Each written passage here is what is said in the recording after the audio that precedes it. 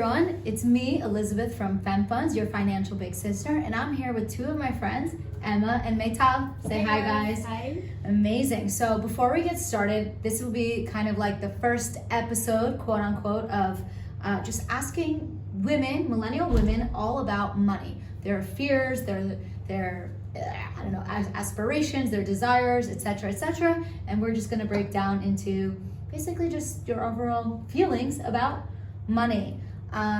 But before we get started, can you give me one sentence about yourselves? You want to start? Sure, I'll start. In one sentence, I would say, a younger millennial working in tech. Cool. And that's about it. No, I'm kidding. And I love dogs. Great. It's very important. Dog lovers only. Absolutely not. I'm not going to be part of my own presentation. So I'm Emma. I'm from France. I moved here 3 years ago and is still adapting to the Israeli life. Got it. Also working in tech, right? So Emma lives in Tel Aviv, which is the most expensive city in the world, and Maytal is from New Jersey, and I'm also from there as well. Cool. So let's just start off with the first question. How does the word money make you feel? Oh, a little awkward. Really? Yes. For me, it's a bit paradoxical. It's between empowering, like make me want to do everything I want to do in life, but also very scary because I guess we all very afraid of lacking of money. So Got it. So why do you feel awkward and why do you feel afraid that you would lack money? This sounds like more of a scarcity mindset. yes. Great. This is what I'm trying to teach, the abundance mindset. Okay, so why do you feel? I think it was always a little awkward because there were 3 subjects you couldn't talk about in my family, for my grandmother, and just the European vibe that they had going on. And it was anything that was considered a little off the cuff, and money was one of those subjects. It's really interesting that you say that because I feel like, for example, if we think about the US, people will never ask you how much you make and what your salary is, whereas in Exactly. Israel, people have no problem asking you what your salary is or how much you pay in rent. It's like, hi, nice to meet you, my name is this, how much do you pay in rent, you know? Yep. And not only that, if you should ask for a raise, if they're underpaying you, if they're overpaying you, people are very open, which is great, but it's definitely very different from how I grew up. Okay, so what do you think you could do to make yourself feel more comfortable about talking about money? Honestly, it's a learning curve. It's throwing myself into situations where people talk about it, where people are not afraid to share what they're making or, you know, what their plans are, but it does take a little bit of time and it takes a little bit of practice. Great, so she will be following this YouTube channel in perpetuity. Okay, and what about you? For me, actually, it's very different. We've been always very open in my family, talking about money, talking about investment. My grandparents always pushed us to like invest money, invest in real estate. So it was never like a taboo or something we don't talk about. So pretty open with it, I have to say. Amazing. So how do you think these moments throughout your childhood for both of you has impacted you both now into adulthood? How do you think it has either negatively or positively impacted you? So I would say my mom is a big spender. Like she never saved anything. Every time she wanted something, She's from Paris. she just bought it. So I didn't grow up in the mindset of like saving money and like making sure to wait and not doing some how do you say sorry, Budgeting? sorry when you purchase something, Buyer's remorse?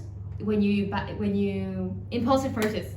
Okay. So Yeah. impulsive purchase. So I didn't really grow up with like saving my money. If I want like a very overpriced latte, but I want it, I will just buy it. So I would say it might have not been the best education ever in terms of money.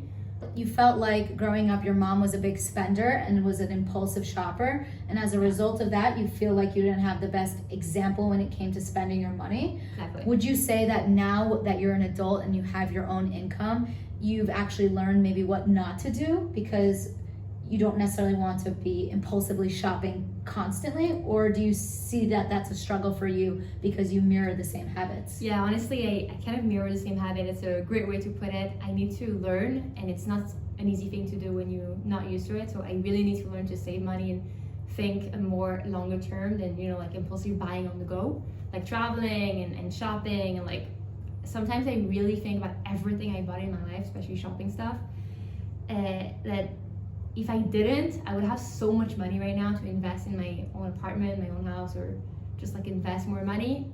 And I kind of regret it. Like so much stuff I bought for nothing. But So 2 things I'm going to say. My father always says that he would be the richest man on the earth if I didn't exist. And it's always like, well, thank you, Dad, but you're welcome, you know? And then the second thing is, well, why don't you think about automating everything? That way you don't actually have to think about anything and kind of take the headache away, make it mindless. That way you kind of take care of yourself without, you know, the hustle.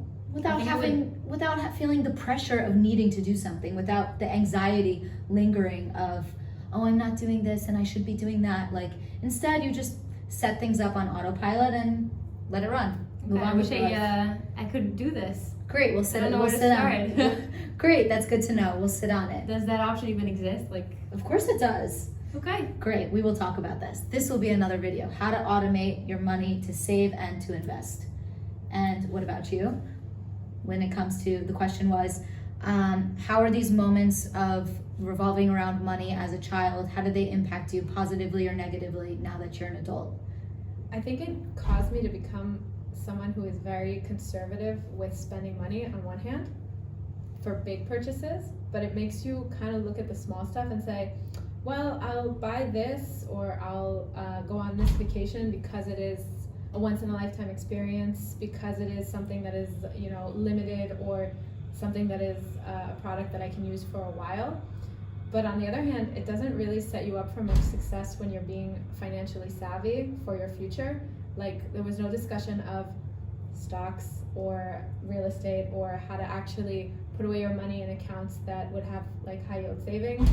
It was more along the lines of dealing with the day-to-day. So it makes you think very small, I think, Right. in my opinion. Got it. And now would you feel comfortable opening up this conversation with both of your parents to ask about investing, if they have investments, if they have anything saved for you, maybe? Not at all. You wouldn't feel comfortable asking No. about it? No. Why not? At all. For one, I feel like a lot of it is because of my parents' own financial, not situation, but the way that they approach financial matters. I don't want to get into that can of worms. Got I it. don't want to open it. Okay. And on the other hand, I do feel like since I am working and, you know, I receive a salary and I have my own money set aside, I would potentially want to start with myself. And then if I see that I'm getting really great results, I would open it up to a conversation with my parents. Amazing. I think that's really inspiring because in my case, it was something my parents knew they needed to do because they saw other people in America were doing that. But they didn't have any of that education, but they forced me to learn it. And now actually I manage all their investments, which is a lot of pressure. But we take it with stride, and it's kind of nice to be able to give back in a different way now that I'm in my 30s. Cool. Okay. So what would you say your biggest challenges with money are today, both of you? Save for the future. I would say that now everything is really became expensive. We all want to own our own house or apartment, but considering the prices, I would say this is my biggest challenge. I feel like I will never be able to save enough in order to buy a house because like prices are insane. So yeah. Okay, I hear you. I definitely feel that struggle in Tel Aviv as well. I think we Yeah. all do. Yeah. Yeah, and also like Yeah. one of the question is, do I want to buy even like the smallest real estate asset just to like get started and then like buy bigger, or do I want to save my money for just like, you know, a nice house where I can actually live in? This is kind of like my challenge right now. Okay, why not both? I wish I could, but I don't have the financial situation to do so. Okay, so this is definitely something I will plan to teach in like later on with my course and my YouTube channel, is how you can actually invest in your first property that Yeah. can help you get your second property, Exactly. which would be your quote unquote forever home, or like the home you want to make a forever home, Yeah. whether it is or not, you know, your own. Okay, what about you? Your biggest challenge with money today? I think my biggest challenge is actually dipping my toe in the waters and understanding how I can, you know, springboard what I have saved and actually have it be good for me. Because I do try to save as much as I can, but I am afraid to then put it to use. Got it. I have this like fear that it will just disappear. You know, like the Great Depression, financial stock market crash. We all have In this any fear. way. And that Okay. is my big like, I Why think that do you- very much prevents me. Why do you feel that the stock market or investing your money would result in a crash that would wipe you clean? Because I feel a lot of times that I don't know enough Okay, to kind so of it's the lack foresee of the trends, education. patterns. Exactly. And I'm also not a big enough player where I could take a hit and then come back. Got it. That's how I feel. She needs my masterclass. Okay. Okay, so what I'm hearing, which goes into the next question, is what stops you from investing in the stock market? You clearly would prefer to invest in real estate than the stock market. And do you think that has to do with your family's education and, growing up talking about real estate? Definitely. I think in my family, it's like the number one best asset to invest in is real estate. Buy a house, buy an apartment. So yeah, For you to definitely. live in or for someone else to live in? So actually both. Okay. Again, like I wouldn't maybe live in an apartment I could buy right now because it would be very small and pretty far from the center, which I wouldn't like it so much. But yeah, definitely real estate would be the number one thing for me right now. Okay, and for you, what was my question? What stops you from investing in the stock market? So you were basically just said that you feel a bit fearful, a little lack of education, and it's totally okay to feel those things because this was not a subject taught in school, and unless someone was literally physically holding your hand, you would have no idea what to do. I actually had people physically holding my hand, which is why I do know what I'm doing now, but it was not the same when I got in when I was 18, I completely get that. I can calculate angles on a triangle, but I have no clue when it comes to that. Do you have brothers? Yes, 2 younger ones. Is this a topic that they have been spoken to about maybe more often than you? Is that something you ever saw? Nope. Okay, because normally I have clients that have brothers or fathers or grandfather figures in their lives where this was a topic spoken with, but not to them. And whenever they would have questions, it was like, no, it has nothing to do with you, like brushed off. And that's sometimes where like the gender biases come into play. Okay. So you were saying that you feel that the stock market could be risky because you're afraid that you would just like be wiped clean of your money one day? Oh, 100%. Got it. That is the And fear. do you think that you feel that way because of maybe you saw that in movies or in history books? Or I think it's more because I don't really know. You can't really. I really feel what Emma said about real estate, how your family always says like it's a great safe. asset and it's safe. Yeah. I think that when it comes to stocks, understanding the market, understanding trends, it's a lot harder than buying a property here or there in a place that's like a student town or a very, very like cute neighborhood, and that you think, oh, this is going to be a great investment for the next 20 years. got it. So why don't we just debunk some of these myths right now? So when it comes to investing in any asset, whether it's real estate or the stock market, there are risks associated to it, and it could also be easy AF if you want it to be. It doesn't need to be so risky. So I always equate investing in the stock market to like baking a cake. If you were to bake a 1-layer Pillsbury oven cake in the oven, it would be like 30 minutes of your time and it would taste great. If you were to bake a 7-layer wedding cake, it would take you years of learning how to do that, and it would be really complicated. You wouldn't know where to begin. All those same feelings would arise. Now, when it comes to the stock market and real estate, there are so many different layers involved in each of it, but you only really need to know the first layer in order to be successful. And that's for the both real estate and for the stock market. This is my personal belief as someone who has invested and now has a net worth of $465,000, mostly due to the stock market and the property I was able to buy from my stocks, actually. But I have to say that because personally, or maybe a lot of us are waiting for to have like enough money to invest in real estate. We don't do anything until we have this money, and the entry barriers to actually invest in stocks are much lower. exactly. So I could invest in stock market right now because it's easier and cheaper than just buying a property. Exactly. But you we don't only do need it. $1 to invest in the stock Exactly. market if you really wanted to, but you can easily do it with $100 a month. And if you're a normal salaried employee, that is definitely something very attainable. Sure. Whereas for real estate, it's a significantly higher buy-in. For sure. I do think that depending on the country you live in, there are different opportunities to buy in. Or different ways to get into real estate, which are, it requires education because it is, again, a subject not taught in school. So for real estate, you can do private lending, you can do different types of loans, you can invest out of the country you live in, where it could be easier.